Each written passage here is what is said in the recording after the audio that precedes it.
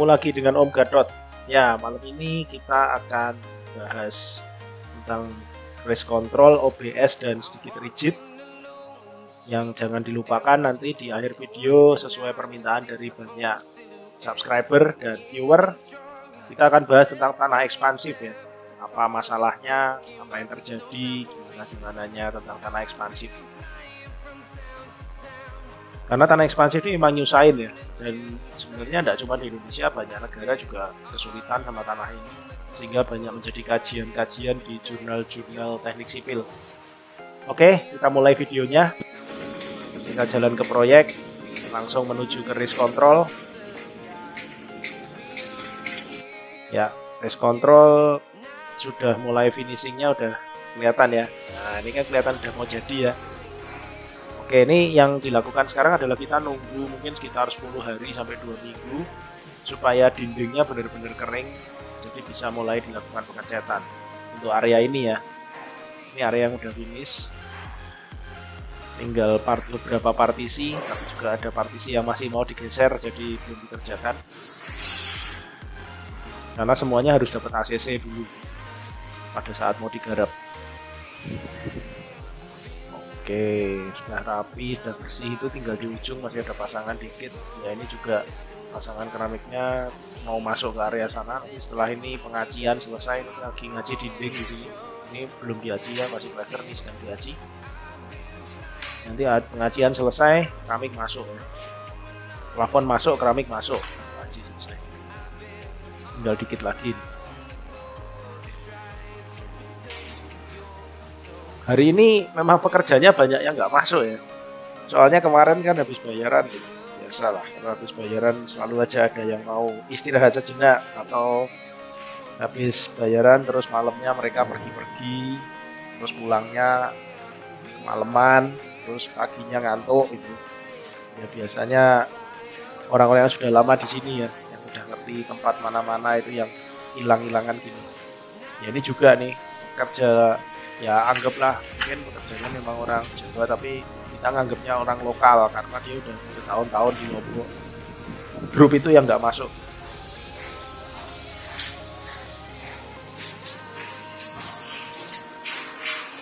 Oke. Ya ini sudah ajian semua, tinggal nunggu proses pengeringan dinding.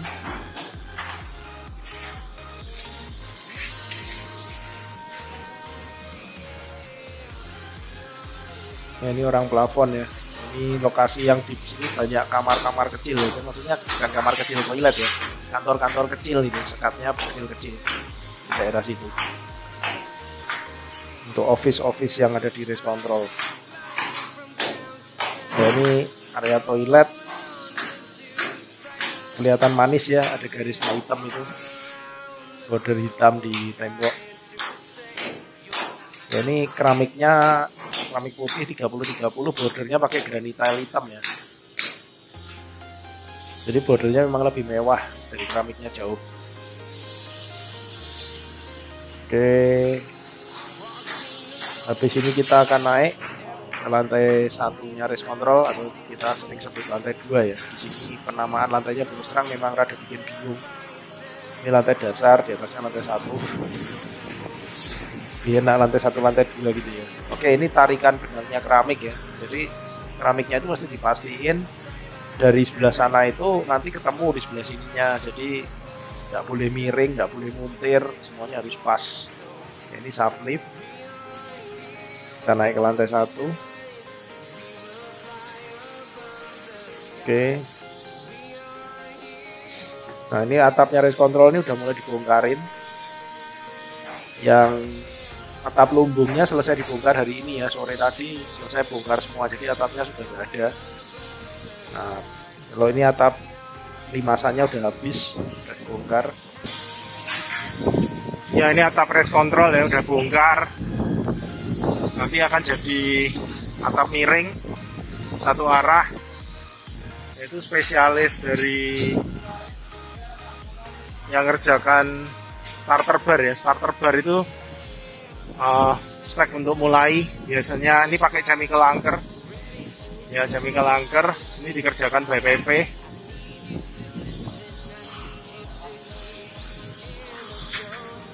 chemical anchornya biasanya sih pakai punya Hilti. Kalau merah ini kalau nggak salah Hilti RE.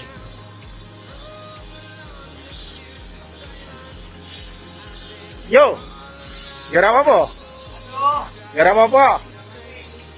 Nggak apa-apa, nggak pakai helm, nggak apa-apa lah. Nggak ada apa yang jatuhin. Garam mana? Oring.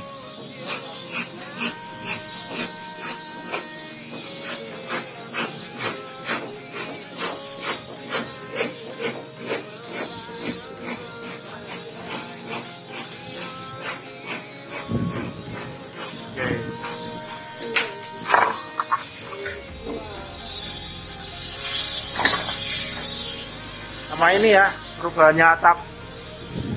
Ya, ini juga udah pasangin starter bar. Ya, kita juga udah pasang perancahnya.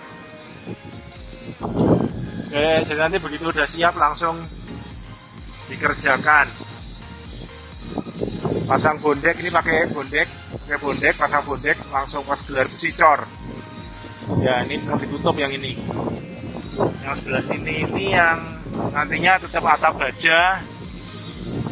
Ini lumbung ini akan dibongkar, nggak ada lagi lumbungnya. Sorry, lumbungnya nggak dibongkar nih. Lumbungnya tetap ada tapi nanti jadi ruangan. Setahu saya gitu ya. Moga-moga bener. Soalnya gambarnya masih belum terlalu final sih. Ya, harapannya nggak berubah lagi ya. Nah, ini bondeknya. Oke, ini nanti dipasang di sini. Oke. Race control kayaknya gitu dulu ya. Nggak ada yang terlalu spesial. Masih jalan finishing bawah, restorasi, keliling-keliling bangunan. Udah selesai keliling bangunan. Restorasinya luar. Tinggal minis opening ini. Opening jendela aja yang kurang.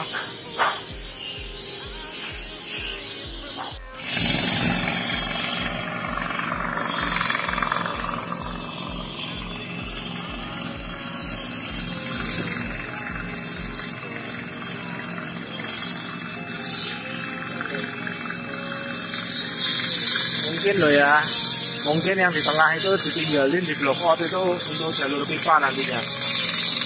Mungkin, soalnya kalau enggak kenapa harus ditinggalin yang tengah, dikasih jalur yang di tengah itu. Mestinya itu untuk pipa itu nanti ya, soalnya pipanya dipotong di situ semua.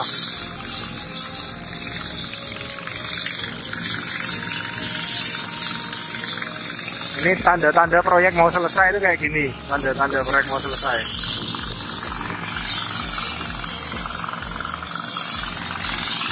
Nah, ini tanda-tanda proyek mau selesai.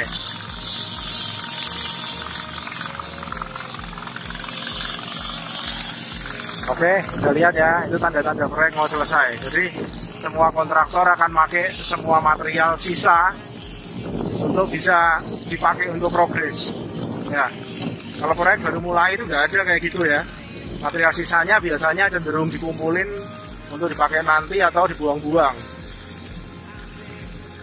Kalau udah mau selesai itu semua material sisa dipakai. Soalnya biasanya duitnya kontraktor juga udah mulai nipis.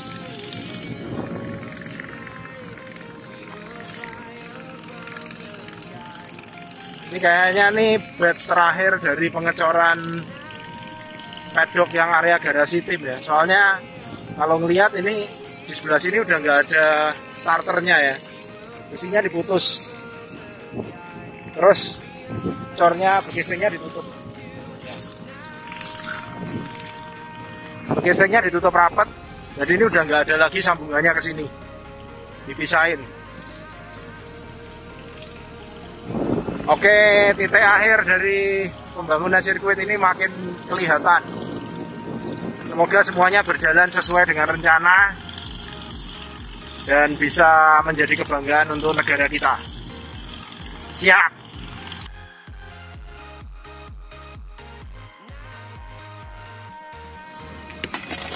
Nah, ingat kemarin kan lampu merkuri sinarnya keluarnya hijau di kamera. Nah, bener kan hijau lagi nih.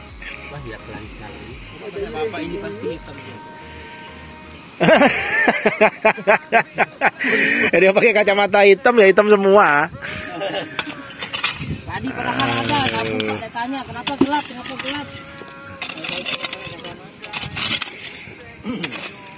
Oke.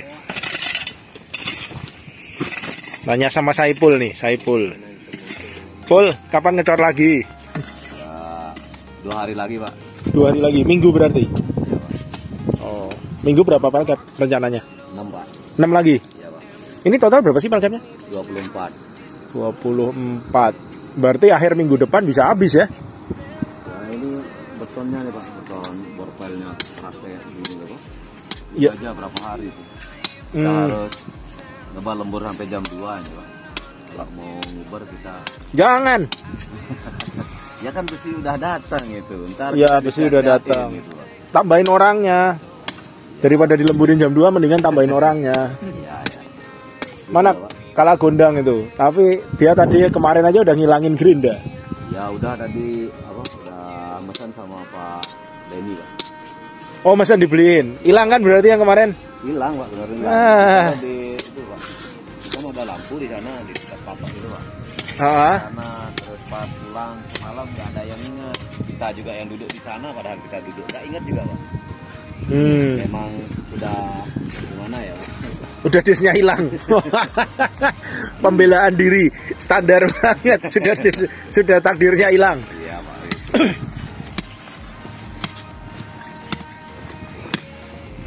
Kemarin kamu gali pakai begonya kurang dalam sih. Kan gitu, Pak. Dia kan sempit. Ini karena ini dia tidak bisa garuk tengah-tengah itu, Pak. Ini aja penuh tanah kayak sebelah itu, Pak. Itu penuh, apalagi rapat kayak gitu nggak bisa garuk baketnya loh, Pak. Nggak bisa garuk? Iya. Oh, Masa dia kan kayak gitu nggak bisa masuk dia. Kita Kalau pokoknya bisa. bobok tengah-tengah itu, Pak. kalau bisa didalemin dikit, malahan kelebihan kita uruk nggak apa-apa, lebih. Enggak, Pak. Kita mau dalemin ini udah keras sekali loh. Baketnya nggak kuat loh, Pak. Krek gitu loh. Sebenarnya penggalian by PP sih. Apa kamu mau minjem jack? Ya kamar. Ya, Boleh. minjem PP. Bilang Pak Har. Oh gitu. Boleh, Pak. Tapi kuat nggak? Ini sekarang masalah genset kita kuat nggak? Genset kuat itu kan, ini kan pakai genset yang di kantor. Iya, kuat nggak? Kuat. Oh ya udah, Pak. Kalau bisa, boleh, Pak. Boleh. Kuat. Kamu bilang Pak Har ya? Iya, Pak. Besok. Ntar kalau Pak, mau pinjem ya. jack. Nah, itu kan. Boleh, Pak. Boleh, Pak. Kalau untuk bobok apa Borpel. borpelnya, menurutku sih cepetan pakai cara konvensional. Tapi kalau dalemin ini enakan pakai jack. Oh iya, Pak. Boleh, Pak. Iya, Pak. Boleh. Boleh pinjem jack aja. Kayaknya 5 cm yang ini tanah ini udah 5 cm batu. tanah nih. Wait, saya jalan dulu ke sana.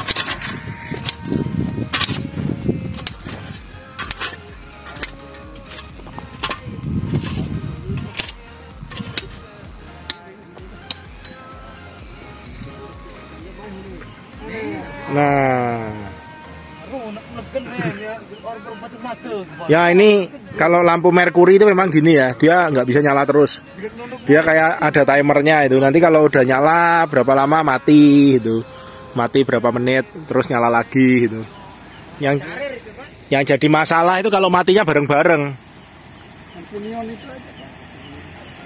Neon nggak terang kalau kayak gini. Tapi masih muda semua nih, Pak. Oh, masih kelihatan matanya ya. Bagi pelajar kan. Nah, itu mulai kedip-kedip lagi kan. Lampu jalan kan juga ini merkuri. Kayak gini ya. Ini berapa saat gitu mati tep gitu, terus nanti hidup lagi. Oke, ini yang dicor kemarin ya. Yang dicor kemarin. Udah di marking. Ya kelihatan ya itu markingannya. Udah di marking. Cuman kolomnya ini besinya baru datang hari ini, jadi masih belum dipasang. Ini juga yang dicor kemarin 2, 3. Oh, ini udah pasang nih kolomnya nih. Oke. 4.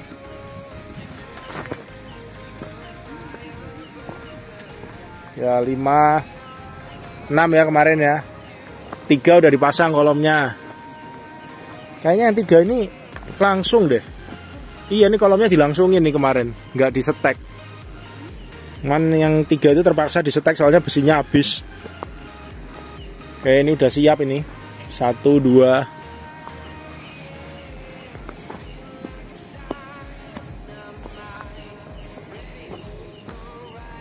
Oke, ini juga udah siap. 4.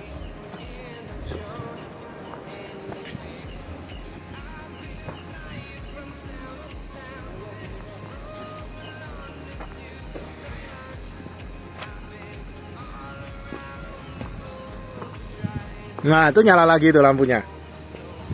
Ya kan? Emang kayak gitu. Dia mati nanti nyala lagi gitu. Kalau Mercury. Cuman yang masalah kalau matinya bareng-bareng. Ini pas apes aja nih matinya. Kita pas beruntung tadi ya. Kok apes? Pas beruntung matinya bareng-bareng. Biasanya tetap aja ada yang nyala pasti biarpun 1. Oke.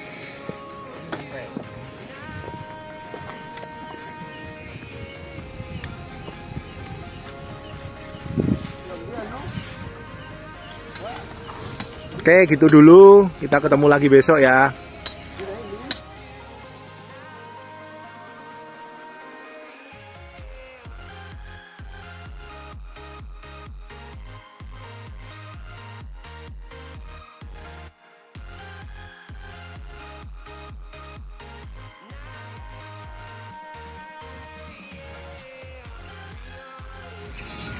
Oke, sesuai permintaan ya, video tentang tanah ekspansif. Mungkin banyak di Indonesia ini yang sering lihat tanah kayak gini ya modelnya ya. Kalau pas musim hujan, oke, mungkin becek atau apa. Terus kalau udah kering nggak kena air kayak gini, tanahnya nyusut, pecah-pecah semua. Nah, kalau tanah kayak gini nih artinya tanahnya tanah ekspansif. Kalau ini sih lumpur ya, karena habis dari galian atau apa. Cuman nggak semua kayak gini. Ada juga daerah yang tanahnya memang ekspansif. Jadi kalau kekeringan lama akan begini terus, dan pecahnya ini nggak cuman 15-20 cm kayak gini, tapi bisa sampai lebih dalam. Nah, kalau daerahnya kayak gini nih berarti tanahnya tuh benar-benar ekspansif. Ciri tanah ekspansif itu dia bisa nyimpen air banyak sekali. Jadi kalau tanah ekspansif itu kebagi 2 yang utama ya. Yang satunya lanau, satunya lempung. Nah, kalau lempung itu, seingat saya nih ya, pelajaran kuliah dulu ya, itu sekitar 50-60 kali ekspansifnya. Jadi maksudnya misal tanah itu 1 kubik gitu ya. Kalau kering, kalau benar-benar kering oven itu 1 kubik. Tapi kalau udah kena air apa gitu dia bisa membesar sampai 50 atau 60 kubik. Nah, kalau lanau itu lebih sangar lagi ya, lebih sangar ya. Kalau lanau itu bisa sampai 200 kali. Jadi misal dia kering ovennya 1 kubik, kalau dikasih air dia bisa expand sampai 200 kubik ya, luar biasa. Tapi itu berarti kalau di area seperti itu, bangunan kita itu berdirinya bukan di atas tanah ya, tapi berdirinya di atas air. Efeknya apa? Efeknya nanti pada saat airnya keluar kena beban bangunan, bangunan kita akan turun. Ya kalau turunnya bareng ya ambles saja bangunannya kelihatannya. Tapi kalau turunnya nggak bareng, bangunannya miring atau bisa pecah. Jadi mungkin kelihatan bangunan yang dindingnya pecah, atau tahu-tahu lantainya pecah gitu ya. Nah, itu biasanya karena tanah ekspansif ya, penurunan pondasi yang nggak sama. Nah, terus kalau mau diomongin lagi berikutnya, kayak gimana sih caranya ngatasi tanah ekspansif? Yaitu mesti dengan teknik pondasinya dibenerin ya. Nah, yang pertama itu kita bisa pakai pondasi rakit namanya. Nah, pondasi rakit itu mungkin kita langsung cor beton, mungkin tebelnya 30-40 cm, itu rata di seluruh bangunan. Jadi anggapannya bangunannya tuh ditaruh di atas rakit, terus ngambang di situ gitu. Nah, kekurangannya pondasi rakit ini mahal. Terus kalau sampai bangunannya tuh benar-benar gak imbang, apa beratnya gak imbang itu, misal sebelah lebih masif itu, dia bisa miring nanti turunnya. terus nanti kelihatan bangunannya ambles. Nah, oke, kalau gitu ada cara lain nggak? Ada. Kita juga bisa pakai pondasi tiang. Nah, pondasi tiang itu gini, banyak tanah ekspansif itu sebenarnya nggak dalam ya, mungkin seringkali cuma 20-30 meter gitu, terus di bawahnya tuh ada tanah keras. Nah kalau kayak gitu, itu kita bisa pakai pondasi tiang, kita sampai ke tanah kerasnya. Jadi misalnya nih 25 meter itu, ya udah pancang aja sampai 25 meter. Nanti habis itu bangunan kita berdiri di atas tiang pancang. Ya nanti biasalah kayak tiang bor di sini ya. Jadi dipancang, teman-teman pakai pancang, dipancang, terus dikasih file cap, terus bangunan berdiri di atasnya. Nah itu enaknya apa? Enaknya bangunan kita nggak akan pernah turun gitu, karena di atas tanah keras. Nggak enaknya apa? Nggak enaknya kalau nanti airnya di tanah itu berkurang, tanah itu kan akan turun. Bangunan kita tetap, jadi bangunan kita kayak rumah burung gitu. Bangunan kita akan berdiri di atasnya, mentangkring 1 meter atau lebih kadang-kadang, kayak gitulah. Bangunan kita mentangkring di atas tiang, sementara tanah di sekitarnya turun semua, itu juga nggak enak dilihatnya ya. Oke. Lumayan mahal juga nih tiang panjang. Nah kalau yang ekonomis ada nggak itu? Ada sebenarnya penyelesaian ekonomis ya, yang lebih ekonomis. Yang pertama itu cakar ayam. Ini fondasi yang katanya paling keren nih, maksudnya buatan Indonesia. Cakar ayam itu apa sih? Cakar ayam itu sebenarnya kombinasi antara fondasi tiang dan fondasi tapak. Jadi kayak cakarnya ayam itu loh, ada kukunya, tiangnya, terus tapaknya. Nah, caranya gimana? Kita bisa pakai tiang bor atau tiang pancang, tapi nggak usah terlalu dalam ya. Mungkin cuman 2 meter, 3 meter gitu ya. Jadi nggak nyampe dalam banget. Terus nanti file cap-nya rada besar, karena file cap-nya itu fungsinya selain untuk mendistribusi beban ke tiang-tiangnya, juga berfungsi untuk nahan bangunannya. Nah, fondasi tiang cakar ayam ini lebih efisien lah, lebih murah lah. Dia penurunannya sih nggak akan nggak akan segila yang fondasi raft beton ya, fondasi rakit ya. Dan dia juga tiangnya nggak usah panjang-panjang banget kayak fondasi tiang yang konvensional. Jadi dia pakai friction. Jadi nanti yang diantara cakarnya itu akan bekerja sebagai satu kesatuan. Jadi turunnya bareng-bareng.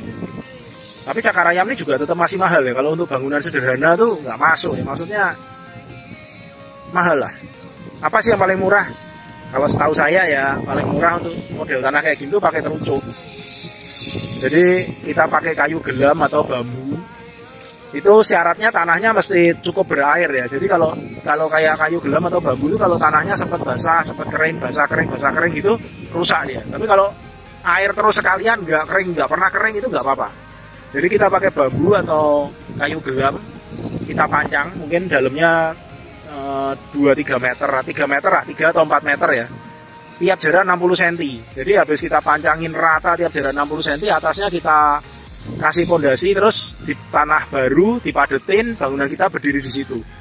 Jadi anggap aja kita berdiri di tanah normal. Nah itu menurut saya itu yang paling murah ya untuk bangunan-bangunan normal ya. Rumah yang cuma 2 lantai, nggak terlalu berat, itu enakan pakai itu sih. Terucuk bambu, gitu ya. Oke, tanah ekspansif kira-kira kayak gitu dulu. Habis ini saya kasih foto-foto tentang kengerian tanah ekspansif ya. Oke, ketemu lagi di video selanjutnya tentang pelajaran singkat Seawall.